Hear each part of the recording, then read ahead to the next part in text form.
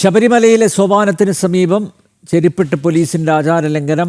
തിരുമുറ്റത്ത് police ഉദ്യോഗസ്ഥനാണ് ചെരുപ്പിട്ട് കയറിയത്. സോപാനത്തോട് ചേർന്ന ഭാഗത്ത് യൂണിഫോമിൽ ഉദ്യോഗസ്ഥൻ ചെരുപ്പിട്ട് നിൽക്കുന്നതിൻ്റെ ദൃശ്യങ്ങൾ ആണിപ്പോൾ ജനം TV പുറത്ത് വിടുന്നത്. വീണ്ടും മിഥുൻ മുരളിയിലേക്ക് പോവുകയാണ്. മിഥുൻ, ഇങ്ങനെ ചെരുപ്പിട്ട് നിൽക്കുന്നത് കണ്ട ആരോ അറിയിച്ചതിനെ തുടർന്ന് അത് മാറ്റാനായി ഓടിപ്പോകുന്നതാണോ ആ പോലീസുകാരൻ?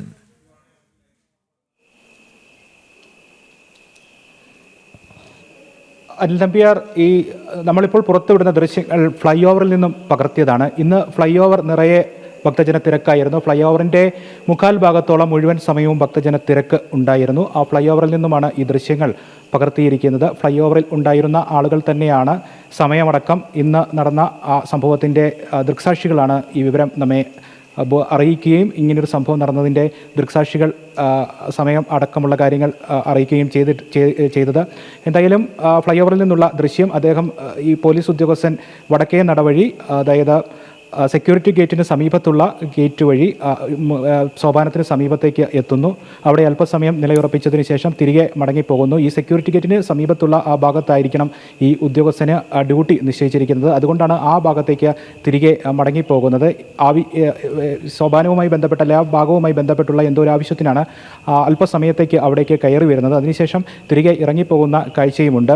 ഒരുപക്ഷെ മുകളിൽ നിന്നും ദൃക്സാക്ഷികൾ ഈ ചെരുപ്പ് ഇട്ട് കയറി വന്നിരിക്കുന്നത് കണ്ടുകൊണ്ട് അത് ചൂണ്ടിക്കാണിക്കാനുള്ള സാധ്യതയുമുണ്ട്. അതുകൊണ്ടായിരിക്കണം തിരികെ മടങ്ങിപ്പോയിരിക്കുന്നത്. എന്തായാലും ആ ഫ്ലൈ ഓവറിൽ നിന്നുള്ള ദൃശ്യങ്ങളാണ് ഈ ഇപ്പോൾ പുറത്തുവിട്ടിരിക്കുന്ന ആ വിഷ്വലിലുള്ളത്. ദൃക്സാക്ഷികളും ഇതുതന്നെയാണ് പറയുന്നത്. സമയമടക്കമുള്ള കാര്യങ്ങൾ 8:45, ഇന്ന് 8:45 വൈകിട്ടാണ് ഈ സംഭവം നടക്കുന്നത്. നേരത്തെയും നിരവധിയായ പരാതികൾ ഉയർന്നിരിക്കുന്ന പശ്ചാത്തലം, പോലീസിൻ്റെ ആചാരലംഘനങ്ങൾ നിരവധിയായി തവണ ഭക്തജനങ്ങൾ ചൂണ്ടിക്കാണിച്ചിരിക്കുന്ന പശ്ചാത്തലമുണ്ട്.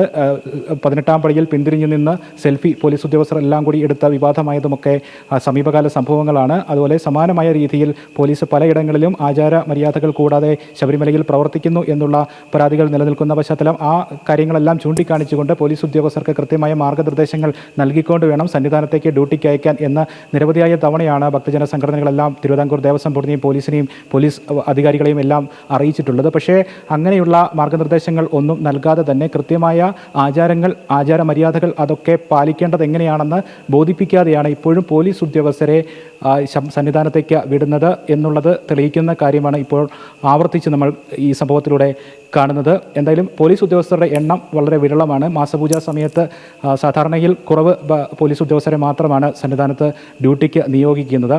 പമ്പ മുതൽ നിലയ്ക്കൽ മുതൽ സന്നിധാനം വരെയുള്ള ഭാഗങ്ങളിൽ എണ്ണത്തിൽ കുറവ് പോലീസ് ഉദ്യോഗസ്ഥരാണ് ഈ സമയത്ത് ഉള്ളത്. കേരള പോലീസാണ് കൂടുതലും ഡ്യൂട്ടി സമയത്തുള്ളത്. കേരള പോലീസാണ് ഉള്ളത്.